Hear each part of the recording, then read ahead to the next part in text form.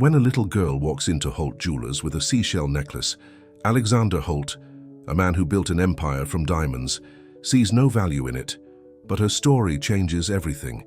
In helping her, he rediscovers what truly matters. Before we get into the story, comment below where in the world you are watching from today. The morning sun reflected off the polished glass windows of Holt Jewelers, one of the most exclusive jewelry stores in Manhattan. Inside, Alexander Holt, dressed in a tailored grey suit, examined a rare diamond watch through his jeweler's loupe. "This piece will fetch at least $2 million at auction," he said to his assistant Megan, who nodded in agreement.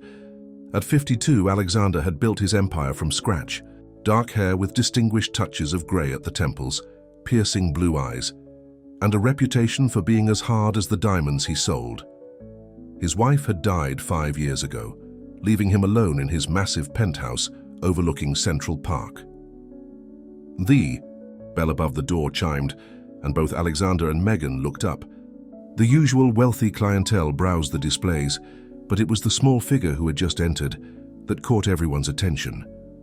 A little girl, no more than 8 years old, walked in hesitantly. Her clothes were clean but worn, her brown hair pulled back in a messy ponytail, and her sneakers had seen better days. In her small hands she clutched something. "Should I ask her to leave?" Megan whispered, already moving toward the child. Alexander raised his hand to stop her. Something about the determined look in the girl's eyes intrigued him. The customers turned to stare, some with disapproval, others with curiosity. Mrs. Huntington, one of Alexander's wealthiest clients, sniffed loudly and moved away as if the child might somehow contaminate her designer outfit. The little girl walked straight to the counter where Alexander stood. Up close, he noticed her eyes, large, brown, and filled with a maturity that didn't match her age. "Can I help you?" Alexander asked, his voice softer than usual. The girl took a deep breath and held up what she was carrying, a simple necklace made of various small seashells strung together on a thin piece of twine. "Sir, how much is my necklace worth?" she asked, her voice clear despite her obvious nervousness. "I need money to eat." Mrs. Huntington let out a laugh that she quickly disguised as a cough. Another customer whispered something to his companion, who smirked in response. Alexander frowned, examining the fragile necklace. It was clearly handmade, the shells collected from some beach, drilled through with care and strung together. From a material standpoint, it had no value whatsoever, but something in the girl's expression stopped him from saying so. "Where did you get this?" he asked instead, kneeling down to her level. Her chin trembled slightly. "My mommy gave it to me before she went away." Alexander felt a tightness in his chest. "And where is your mommy now?"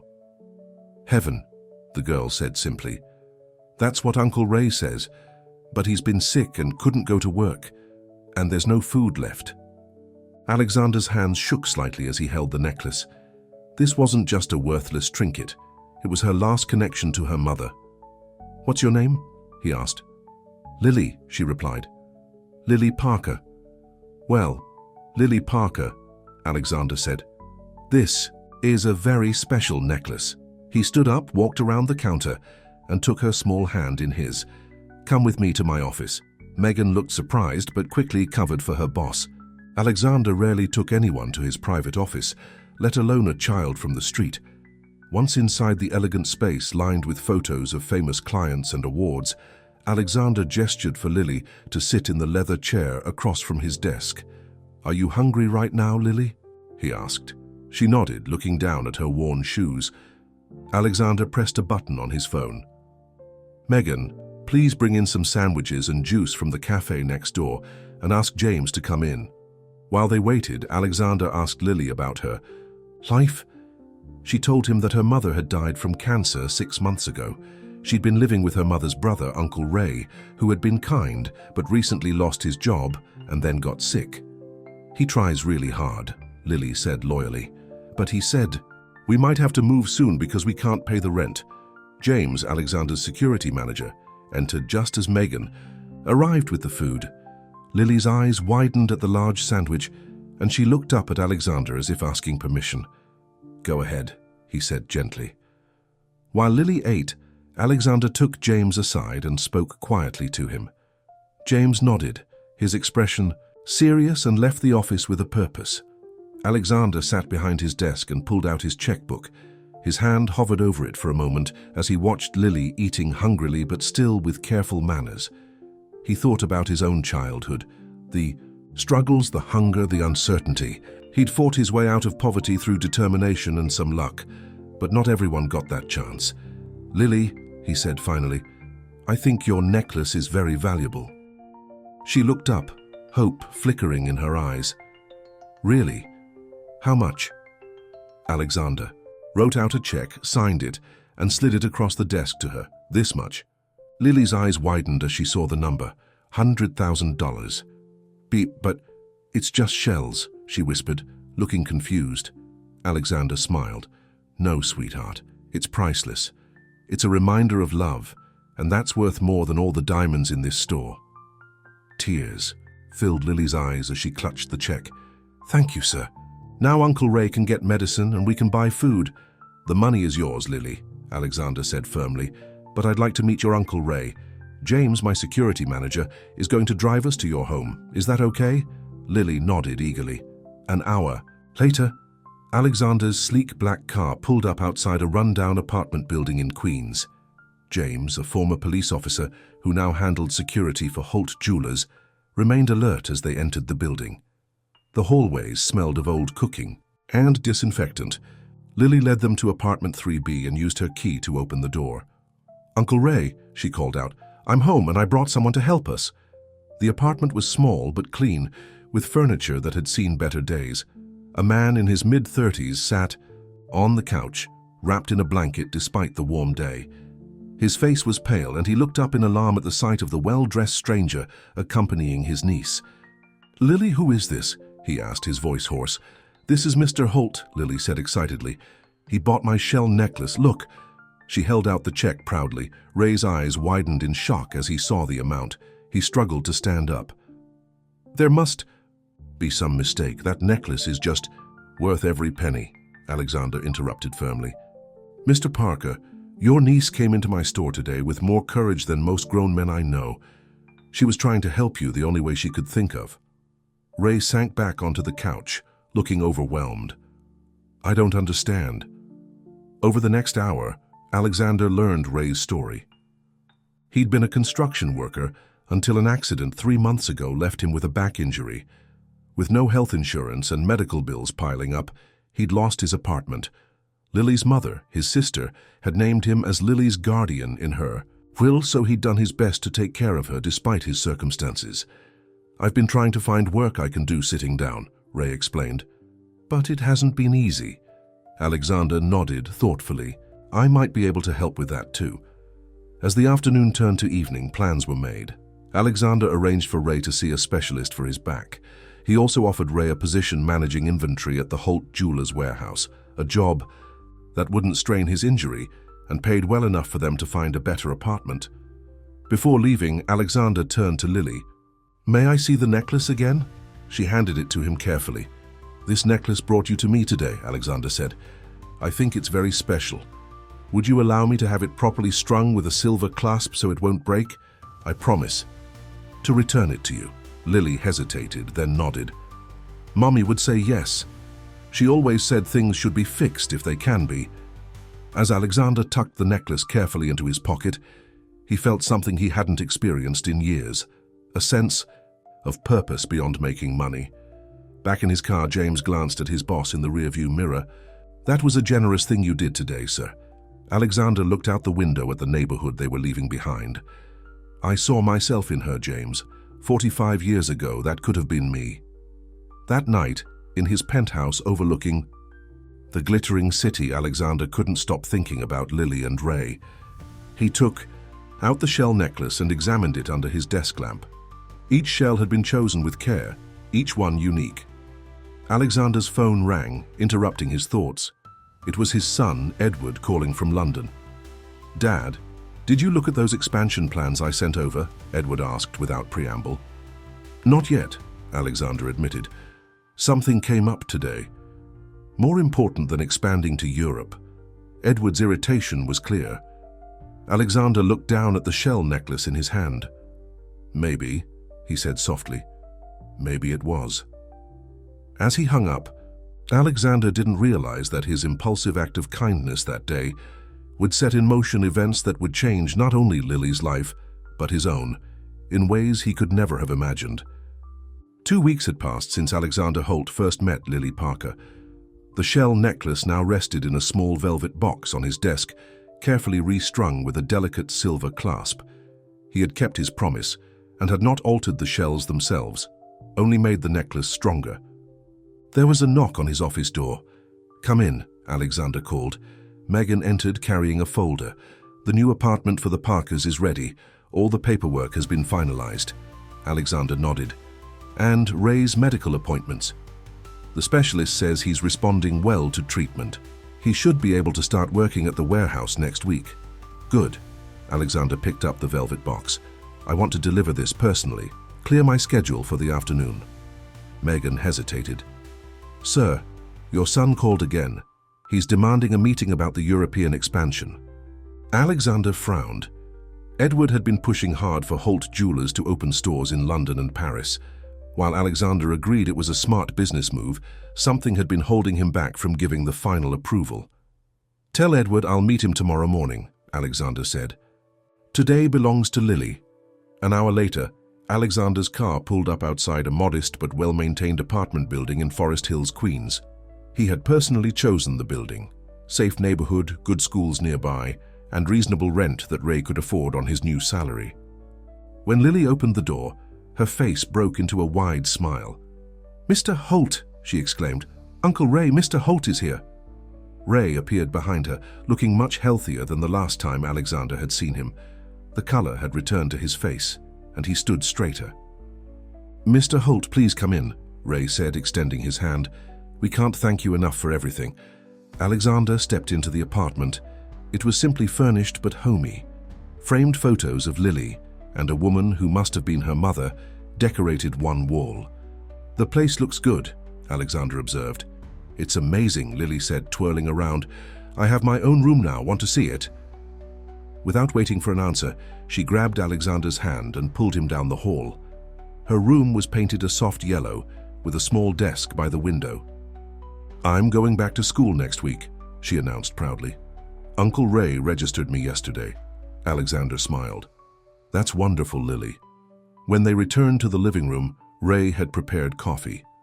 As they sat down, Alexander placed the velvet box on the coffee table. "I brought something for you, Lily." She opened the box carefully and gasped. "My necklace," she whispered, lifting it out. The shells gleamed softly, now held together by a much stronger thread with a small silver clasp. "I kept my promise," Alexander said. "It's still your mother's necklace, just stronger now." Lily immediately put it on, her fingers touching each shell lovingly. "Thank you," she said. "Mommy would be happy." After spending an hour with the Parkers, Alexander returned to his office, feeling a strange lightness in his chest. Helping them had brought him a satisfaction that making business deals never had. The next morning, Alexander arrived at his office early to prepare for his meeting with Edward. He was surprised to find his son already waiting for him. Edward Holt, at 35, looked like a younger, more polished version of his father. Where Alexander had rough edges, Edward was smooth. Where Alexander had fought his way to success, Edward had been born into it. "Finally," Edward said, checking his expensive watch. "I've been waiting to discuss this expansion for weeks." "Good morning to you too, son," Alexander replied dryly. Edward placed a thick folder on the desk. "These are the final projections for the London and Paris locations. The board is fully behind this. We just need your signature." Alexander flipped through the documents. The numbers looked good. Excellent, in fact. Opening stores in Europe. Made perfect business sense. "Why the hesitation, Dad?" Edward asked. "This is a no-brainer. Holt Jewelers needs to go global." Alexander leaned back in his chair. "Do you remember why I started this company, Edward?" Edward sighed. "To create beautiful things that last forever. You've told me 1,000 times." "To create things of value," Alexander corrected. "And lately I've been thinking about what that really means. Please don't tell me this has something to do with that street girl and her uncle, Edward said, his voice hardening. Alexander's eyes narrowed. Her name is Lily, and yes, meeting her has made me reconsider some things. Edward stood up and paced the office. You gave them an apartment, a job, and a small fortune. That's more than generous. But now you're letting it interfere with business. I'm considering all aspects of our expansion, Alexander said firmly. I'll have my decision by the end of the week. Edward left in a huff, leaving Alexander troubled. The rift between him and his son had been growing for years. After his wife's death, Alexander had thrown himself into work, and Edward had become increasingly focused on the business's bottom line. That afternoon, Alexander visited the warehouse where Ray would soon be working. He had decided to make some changes to the employee benefits package: better health insurance, paid sick leave, and a scholarship program for employees' children. As he explained his ideas to the warehouse manager, a commotion broke out near the loading dock. Alexander went to investigate and found workers gathering around a young woman who had fallen. What happened? Alexander demanded. It's Maria, the manager explained. She fainted. She's been working double shifts since her husband lost his job. Alexander knelt beside the woman. Call an ambulance, he ordered. No, please, Maria protested weakly. I can't afford it. I just need a minute. Those words hit Alexander hard. He thought of Ray struggling without health insurance, of Lily trying to sell a shell necklace to buy food. The company will cover all costs, he announced. And I want a review of everyone's work hours. No more double shifts without proper compensation. The news spread quickly through the warehouse. By the time Alexander left, the atmosphere had changed. Workers nodded respectfully as he passed, and several even thanked him directly. That evening, Alexander found himself driving back to Forest Hills. He hadn't planned to visit the Parkers again so soon, but something pulled him there. When he arrived, he found Lily sitting on the steps outside, her face tear-stained. Lily, what's wrong? Where's your uncle? She looked up, relief crossing her face when she saw him. Uncle Ray went to get medicine. I locked myself out. She held up her shell necklace. The clasp broke when I was playing. Alexander sat down beside her on the steps. Let me see. The silver clasp had indeed come loose. As Alexander examined it, he felt a strange parallel to his own life. Something valuable had broken, and he needed to find a way to fix it. I can repair this, he said, but maybe we should wait for your uncle to come back? Lily nodded, wiping her eyes. He said he wouldn't be long. They sat in companionable silence for a few minutes. Mr. Holt, Lily said suddenly, do you have any kids? The question caught him off guard. I have a son, Edward. He's all grown up now. Does he like shells too? Alexander smiled sadly. I don't know, Lily. I don't think Edward and I have talked about shells or much of anything important in a very long time. Lily considered this thoughtfully. My mommy said, sometimes grown-ups forget how to talk to each other. She said, you have to try extra hard then. Out of the mouths of babes, Alexander thought. Ray appeared at the corner carrying a small pharmacy bag. He quickened his pace when he saw Alexander. Mr. Holt, is everything all right? Alexander stood up. Everything's fine. Lily locked herself out, and her necklace needs a small repair. Once inside, Alexander fixed the clasp with a small tool he always carried. As he worked, an idea began to form in his mind. Ray, he said, how would you feel about taking on a different position than the one we discussed? Ray looked surprised. What kind of position?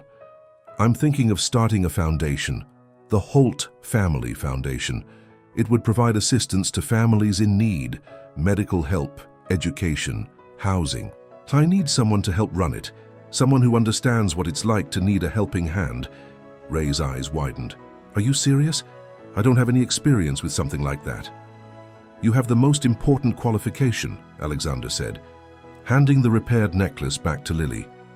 You know the value of things that can't be measured in dollars. The next day, Alexander called Edward to his office. I've made my decision about the European expansion, he announced when his son arrived.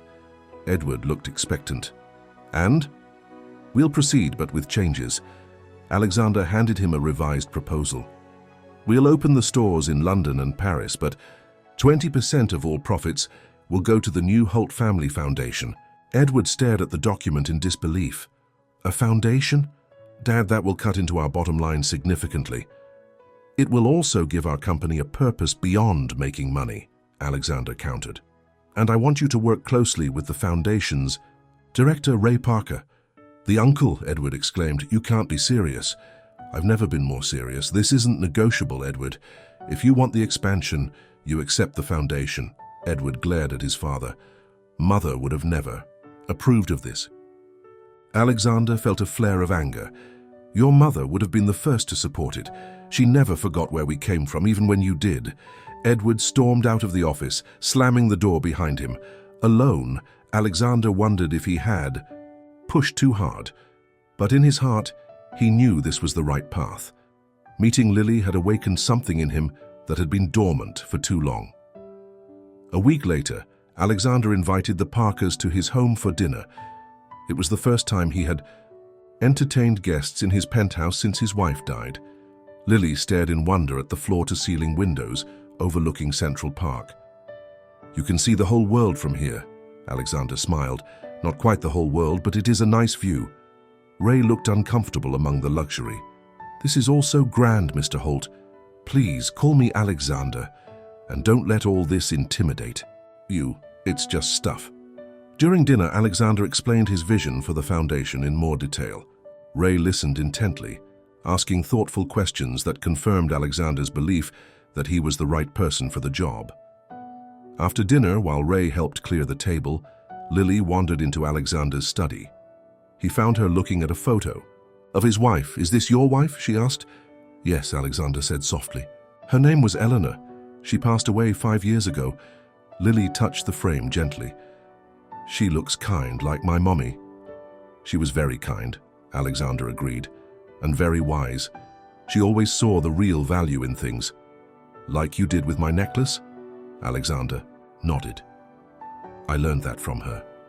Lily was quiet for a moment, then asked, Is your son coming tonight? No, Alexander said.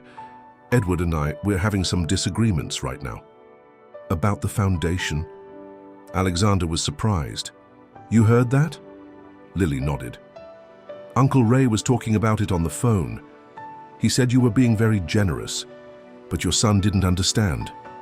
That's a fair summary, Alexander admitted. Lily fingered her shell necklace thoughtfully.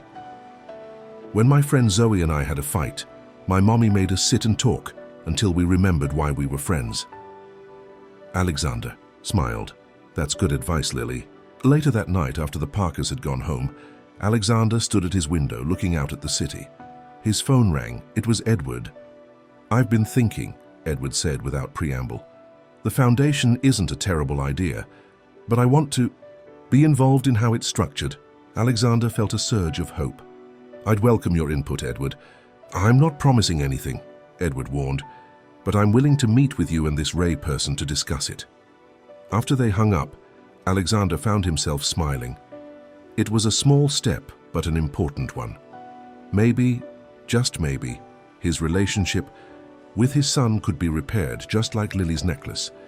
The next morning, Alexander arrived at his office to find an envelope on his desk.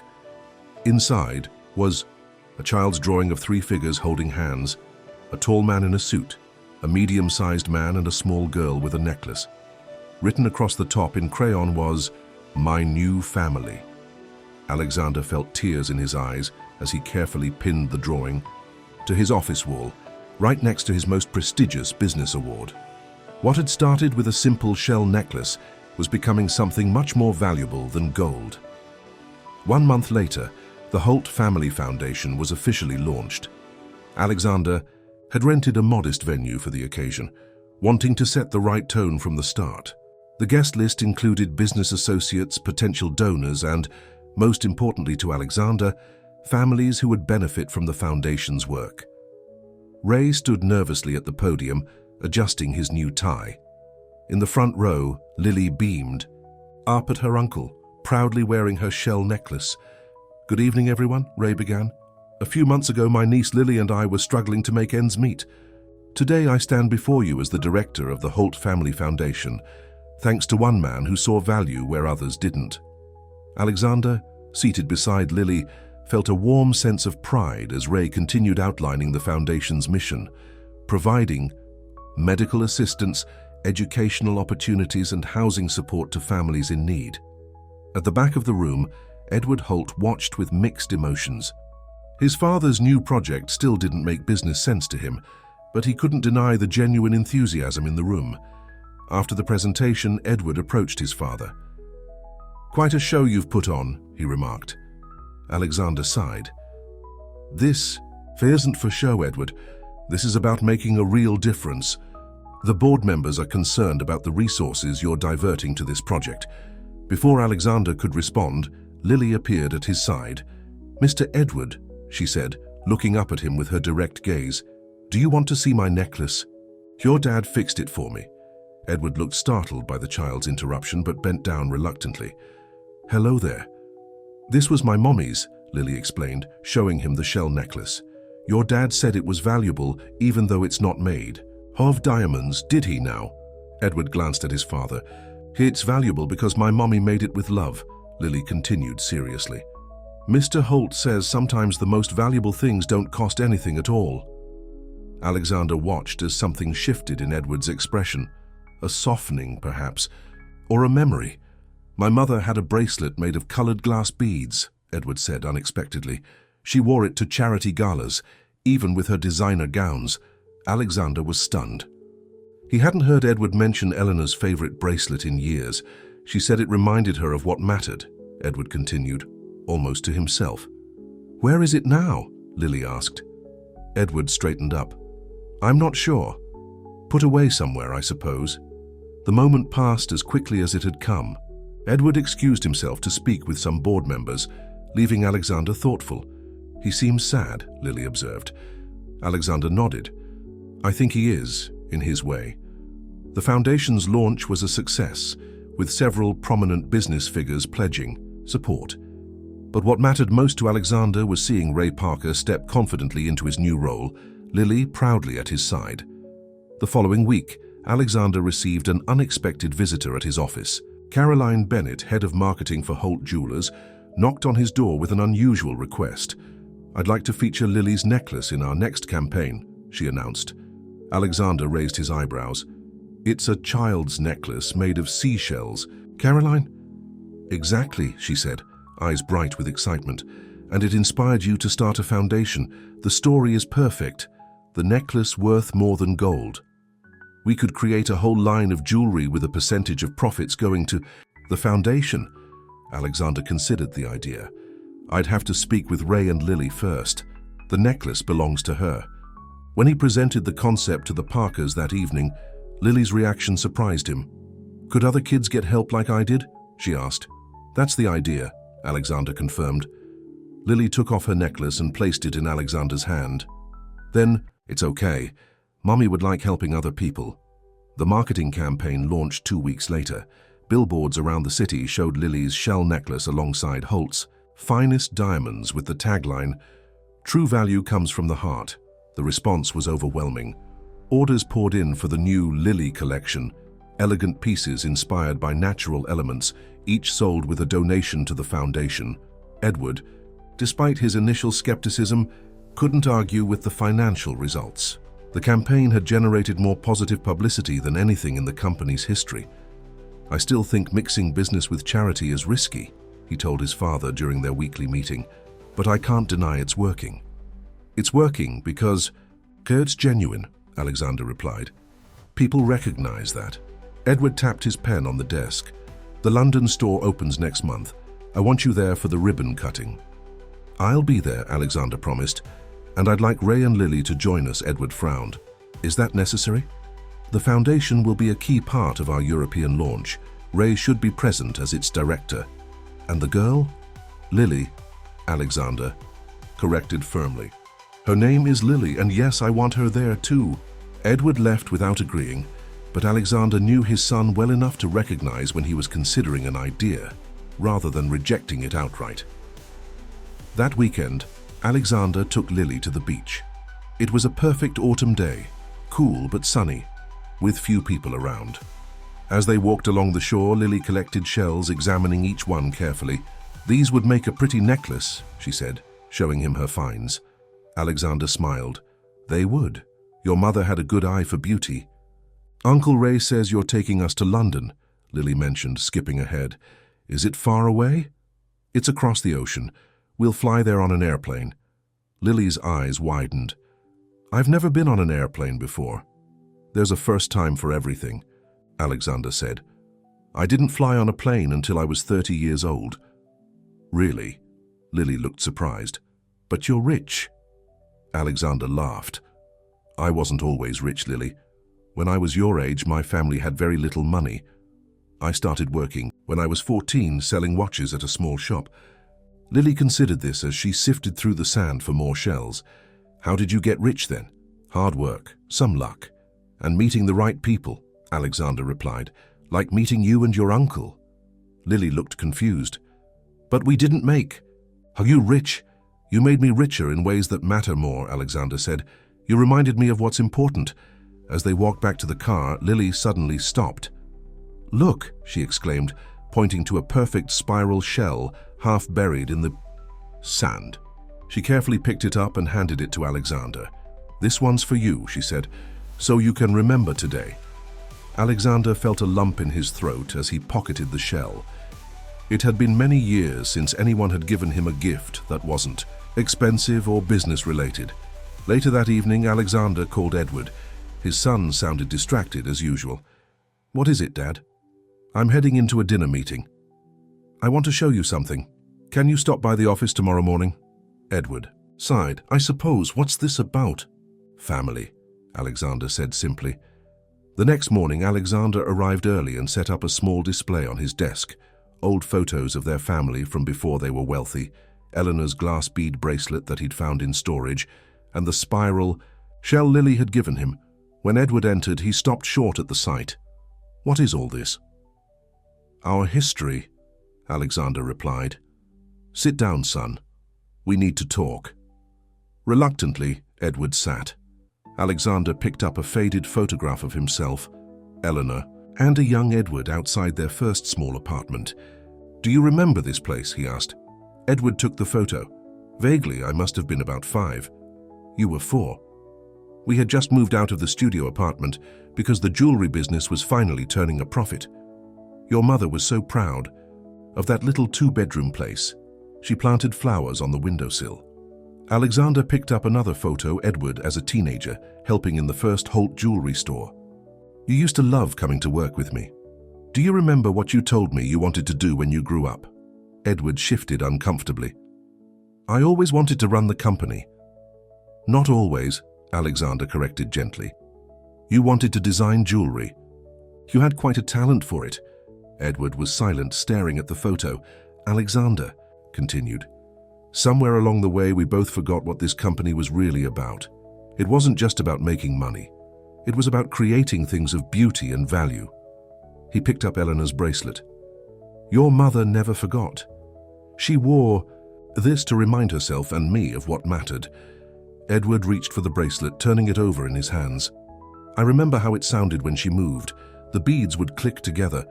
She wore it the day we opened our first real store," Alexander said, "and at every milestone after that." Edward set the bracelet down carefully. "What's your point, Dad?"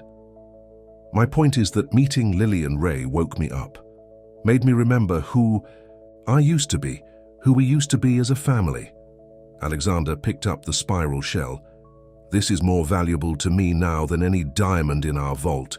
Edward stood up, pacing the office. "You want me to change my whole outlook because a little girl gave you a seashell? I want you to remember that there's more to life and business than just profit margins. The board won't see it that way. The board has seen the results of our new campaign. They've seen the publicity the foundation is generating, but that's not even the main point." "Then what is?" Edward demanded. Alexander looked his son directly in the eyes. "Happiness, Edward. When's the last time you felt truly happy?" The question hung in the air between them. Edward didn't answer, but Alexander could see it had struck home. "Come to London," Alexander said, "not just for the store opening, but to spend time with me, with Ray and Lily. Give it a chance." After Edward left, Alexander sat alone in his office. He hadn't told his son everything about the doctor's visit last week, the tests that showed his heart wasn't as strong as it should be. The doctor had recommended reducing stress, delegating more responsibility. Alexander had been planning to put Edward in charge of day-to-day operations, but first he needed to be sure his son remembered what Holt Jewelers truly stood for. The trip to London was scheduled for the following week. Alexander had arranged for Ray and Lily to travel on his private jet, Lily's first flight. As they boarded, her excitement was contagious. "It's like a house with wings," she exclaimed, exploring the luxurious cabin. Ray looked overwhelmed. "This is too much, Alexander." "Nonsense," Alexander replied. "You're representing the Foundation. You should arrive in style." To Alexander's surprise, Edward was already on board when they arrived. He stood awkwardly as Lily bounced in. "Mr. Edward, we're going on an airplane," she announced. "So I see," he replied, the hint of a smile on his face. "Have you ever been to London before, Lily?" "I've never been anywhere before," she said honestly. "Uncle Ray says we have to try something called fish and chips." "That's right," Edward said. "It's a specialty there." Throughout the flight, Alexander watched his son carefully. Edward kept his distance but was not unkind. Once, when Lily fell asleep, Alexander caught Edward gently placing a blanket over her. "She reminds me of someone," Edward said quietly when he noticed his father watching. "Who?" Edward hesitated. "Mum. Something about her directness." Alexander nodded. It was the first time in years that Edward had voluntarily mentioned his mother in a personal way. When they landed in London, a car was waiting to take them to their hotel. The next day would be the grand opening of Holt Jewelers' first European location. That evening, as they had dinner in the hotel restaurant, Alexander noticed Edward observing Ray and Lily with curiosity rather than his usual disdain. "Uncle Ray, pass the bread, please," Lily said, then added, "Mr. Alexander, will there be other kids at the store opening?" Before Alexander could answer, Edward spoke up. "Actually, I've arranged for several families from a local children's charity to attend. They'll be our special guests." Alexander nearly dropped his fork in surprise. "You have?" Edward shrugged. "The foundation is part of our brand now." It made sense. After dinner, when Lily and Ray had gone to their rooms, Alexander and Edward shared a rare drink together at the hotel bar. "That was thoughtful of you, inviting those families tomorrow," Alexander said. Edward swirled his scotch. "It wasn't entirely altruistic. The publicity will be excellent. Still, you thought of it. That means something." They sat in companionable silence for a moment. "I found Mother's jewelry design sketches," Edward said suddenly, "in the old storage room at the main office." Alexander was surprised. "I didn't know you were looking through those archives." "After our talk," Edward admitted. "There were some designs I remembered, from when I used to draw with her. She always said you had her eye for design." Edward took a deep breath. "I've been thinking perhaps we could create a special collection based on her designs, with a portion going to the foundation, of course."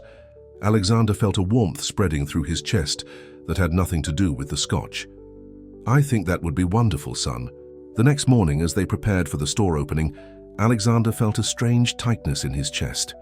He dismissed it as nerves or excitement. The new Holt Jewelers store on Bond Street was magnificent. Crowds had gathered for the opening, including press and the families Edward had invited. Lily stood wide-eyed at the display showcasing her shell necklace alongside the new collection it had inspired. A large photo of her and Alexander was mounted on the wall, with their story elegantly presented. "Is that really me?" she whispered. "It really is," Alexander confirmed. "You're the star of our new collection." As the time for the ribbon cutting approached, the tightness in Alexander's chest increased. He loosened his tie, trying to take deep breaths. Edward was speaking to the gathered crowd, his voice confident and clear. "Holt Jewelers has always been about value, not just the value of precious stones and metals, but the value of connections, of family, of memories." Alexander felt a surge of pride hearing these words from his son. Then, without warning, the tightness in his chest became a crushing pain. He stumbled, catching himself on a display case. Ray was at his side instantly. "Alexander, what's wrong?" Alexander couldn't speak. The room began to spin. He was vaguely aware of Edward rushing over, of Lily's frightened face, of someone calling for an ambulance. As darkness closed in, his hand went to his pocket, where he kept the spiral shell Lily had given him.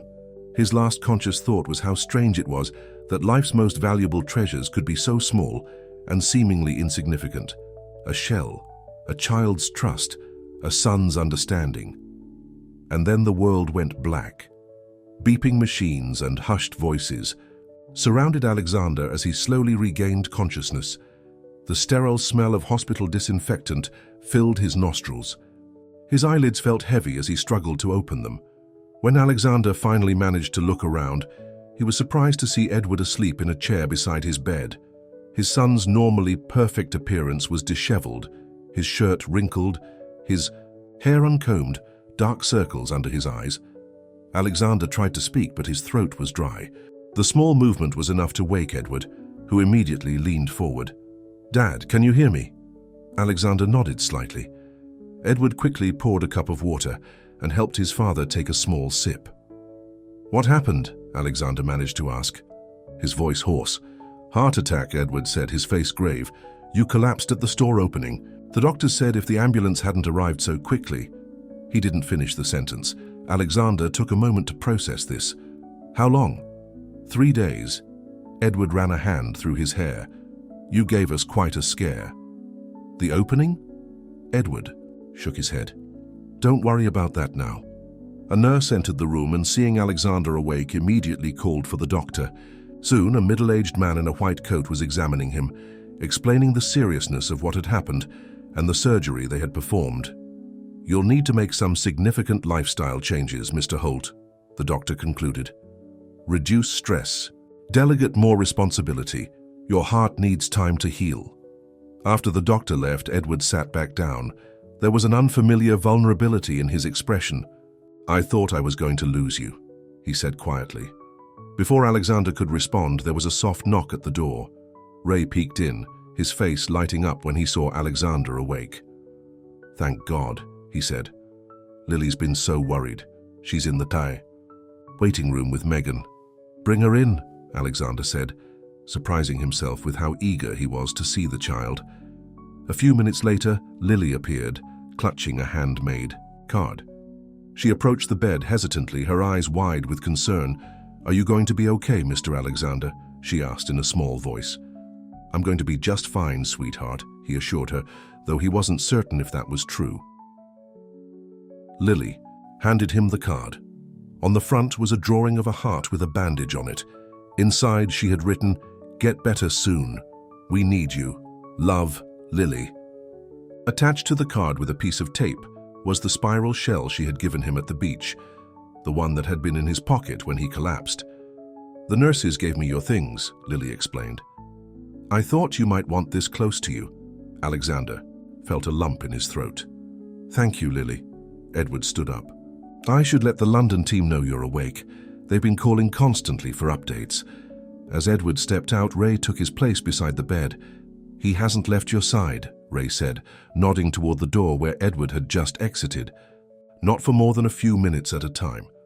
Alexander was surprised. "Edward stayed here the whole time?" Ray nodded. "He's been making calls from here, running both the London opening and the New York office remotely. And..." Ray hesitated. "And what?" "He's been talking to Lily a lot. About you, about his mother, about the foundation. It's like something broke open in him when you collapsed." Alexander contemplated this as Lily carefully arranged her card on his bedside table. "The doctors say I need to slow down," Alexander told Ray. "Delegate more." "That makes sense," Ray agreed. "You've been pushing yourself too hard." Alexander looked at Lily, who was now examining the various machines hooked up to him with curiosity. "Lily, could you do me a favor? In my jacket, it should be in the closet, there's a small velvet pouch. Could you bring it to me?" Lily found the jacket and the pouch. Alexander opened it and tipped the contents into his palm. Eleanor's glass. "Bead bracelet." "I'd like you to have this," he said, holding it out to Lily. "It belonged to Edward's mother. She was a very special woman who taught me a lot about what's truly valuable." Lily's eyes widened. "But shouldn't Mr. Edward have it?" "I think he'd want you to have it," Alexander said. Consider it a thank you for taking such good care of an old man." Lily carefully slipped the bracelet onto her wrist. It was too large, but she twisted it to keep it from falling off. "I'll treasure it forever," she promised solemnly. When Edward returned, he noticed the bracelet immediately. His expression was unreadable for a moment, then softened. "Mom's bracelet suits you," he said to Lily. "Your dad gave it to me, but I can give it back if you want it," Lily offered. Edward shook his head. "No, I think it's exactly where it should be." 2 weeks later, Alexander was released from the hospital with strict orders to rest and avoid stress. To everyone's surprise, Edward insisted that his father stay at his apartment rather than returning to his penthouse alone. "I have a spare room and it's closer to the hospital for your follow-up appointments," Edward explained practically. But Alexander suspected there was more to it than that. Edward's apartment was sleek and modern, with little personal touch, a place to sleep rather than a home. But he had made an effort, adding fresh flowers and framed family photos that Alexander hadn't seen in years. On Alexander's third night there, after a quiet dinner, Edward brought out a folder. "I've been working on something," he said, sounding almost nervous. "I wanted your opinion." Inside the folder were jewelry designs, delicate, nature-inspired pieces that combined Eleanor's aesthetic with something fresh and new. "These are excellent, Edward," Alexander said, genuinely impressed. "You've still got your mother's eye," Edward looked pleased. "I was thinking we could call it the Eleanor collection, pair it with the Lily collection as part of our foundation work." Alexander studied his son. "What changed, Edward? You've been fighting me on the foundation since day one." Edward was quiet for a long moment. "When you collapsed," he finally said, "all I could think was that I'd wasted so much time fighting against what you were trying to build. And for what? A few percentage points on a profit margin." He picked up one of the designs, a pendant featuring a spiral shell similar to the one Lily had given Alexander. "Seeing you with Lily and Ray, it reminded me of how we used to be, before everything became about business, before Mom died. I miss those days too," Alexander admitted. "I always thought you changed after she died, became all about the business, about expansion and profit. But maybe it was me who changed." Edward set the design down. "I got so focused on the company that I forgot why we built it in the first place. We both lost our way a bit," Alexander said, "but I think we're finding it again." The next morning, Ray and Lily came to visit. Lily proudly showed that she had restrung Eleanor's bracelet to fit her wrist, weaving the glass beads with small shells she had collected. "Is that okay?" she asked Edward anxiously. "I wanted to make it mine, but keep it special too." "It's more than okay," Edward assured her. "I think my mother would have loved what you did with it." While Lily showed Alexander her creation, Edward took Ray aside to discuss foundation business. Alexander watched them with satisfaction. His son and the man who had once been a struggling uncle were now partners in something meaningful. As the weeks passed, Alexander grew stronger. He began attending foundation events, though he was careful not to overexert himself. Edward took on more responsibility at Holt Jewelers, but with a new approach, one that balanced profit with purpose. The Eleanor collection launched to critical acclaim, with a significant portion of profits directed to the foundation. Edward insisted on having Lily present at the launch party, where she charmed everyone with her genuine enthusiasm and the story of her shell necklace. 6 months after his heart attack, Alexander made a decision.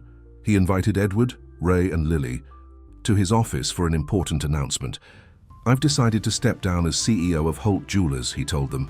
Edward looked alarmed. "Is your health worse than you've told us?" No, Alexander assured him. "I'm doing well, but the doctor is right. I need to reduce stress, and there's something else I want to focus on." He handed each of them an envelope. Inside was a deed to a property on the coast, about 2 hours from the city, a large, comfortable house with a private beach. "I've purchased this as a retreat center for families helped by the foundation," Alexander explained. "A place where they can recover, reconnect, and rebuild. I want to oversee its development personally." Ray examined the deed with amazement. "This is incredibly generous, Alexander. And I want Lily to help me design the children's programs," Alexander continued. "If that's all right with you, Ray." Lily's face lit up. Can we have a shell collecting class? And maybe teach kids to make necklaces like my mom taught me? That sounds perfect, Alexander agreed. Edward hadn't said anything yet. He was staring at his copy of the deed. Edward, Alexander said, I want you to take over as CEO. You're ready. More than ready. Edward looked up, his expression complex. And the foundation? You and Ray will continue to run it together, Alexander said. I'll be involved, of course, but in a different capacity. Edward stood up and walked to the window, looking out at the city skyline. When he turned back, his decision was clear on his face. I accept on one condition, he said, that you don't fully retire. I want you as chairman of the board. The company still needs your vision. Alexander smiled. Agreed. 1 year later, on a warm summer day, the Holt Family Retreat Center officially opened. Alexander stood on the deck overlooking the beach, watching as Lily led a group of children in a shell collecting expedition. She had grown taller in the past year, more confident, but still wore her mother's shell necklace every day. Beside it, now hung a small pendant from the Eleanor collection, a silver spiral shell with a tiny diamond at its center. Ray joined Alexander on the deck. 20 families this week, he said proudly. The program is already fully booked for the next 3 months. That's wonderful, Alexander replied. And how's the college scholarship program coming along? Edward approved funding for 30 students next semester, Ray said. He's been incredibly supportive.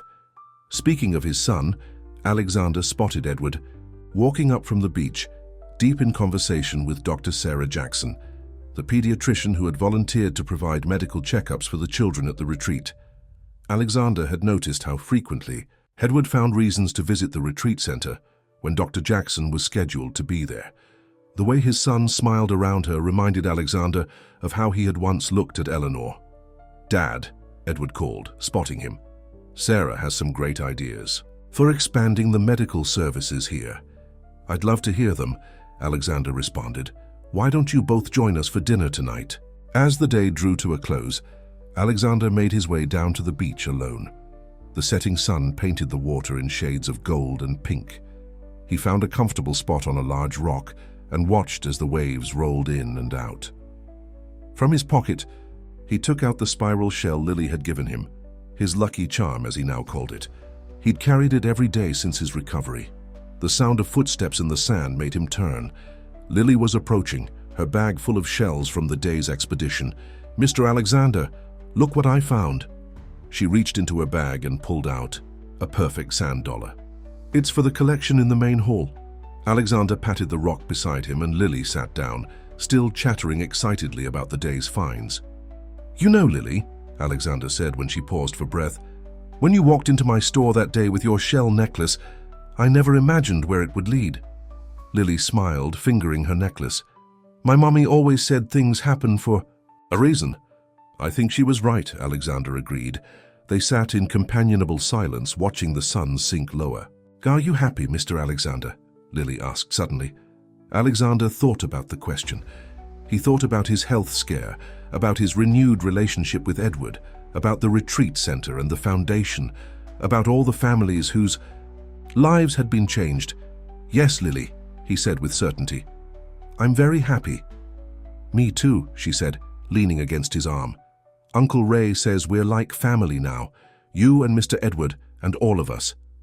We are family, Alexander confirmed, not by blood, but by something just as strong, by choice. As the first stars appeared in the darkening sky, Alexander thought about the journey that had brought them all to this moment. It had started with a simple shell necklace, a child's treasure that had reminded him of what truly mattered. In his world of diamonds and gold, it had taken a little girl and her seemingly worthless necklace to show him that the most valuable things in life couldn't be kept in a vault. They were the connections we made, the lives we touched, the love we shared. Edward appeared at the top of the beach path. Dinner's ready, he called. Sarah's staying and Ray's made his famous pasta. Alexander stood, offering his hand to Lily. Shall we? As they walked up the path together, with the sound of waves behind them and the warm lights of the retreat center ahead, Alexander felt a sense of peace he hadn't known in years. The path that had started with a shell necklace had led him home, not to a place, but to the people who had become his family. In the end, that was worth more than all the gold in the world. The next morning, Alexander stood in the retreat center's main hall, supervising as Lily and several other children arranged their shell finds in a beautiful display case. Each shell was labeled with the name of the child who found it and the date. Edward entered with Dr. Sarah Jackson, both of them laughing about something. Alexander smiled to himself, recognizing the beginning of something precious. Ray joined Alexander, clipboard in hand. The next group arrives tomorrow, 5 families including 3 single parents. Make sure they know they can stay as long as they need, Alexander said. This place is about healing, not schedules. Outside the large windows, the ocean stretched to the horizon, boundless and eternal. Alexander thought about all the shells waiting to be discovered, all the necklaces waiting to be made, all the lives waiting to be touched. His hand went to his pocket, where he kept Lily's spiral shell. Some might see just a simple shell, but Alexander knew better. He saw a reminder that the most valuable treasures often come in the most unexpected packages. And as he watched Lily carefully place a delicate shell in the display, her mother's necklace catching the light, Alexander knew that his most precious treasure wasn't made of gold or diamonds or even shells. It was the second chance he'd been given, to remember what truly mattered, to rebuild his relationship with his son, to create a new kind of family, and to leave a legacy of love that would outlast any fortune. "Mr. Alexander," Lily called, "come see where I put the sand dollar." Alexander went to her side, his heart full. The necklace that had started it all had been worth far more than gold. It had been priceless, and so was the family it had helped him find. The end.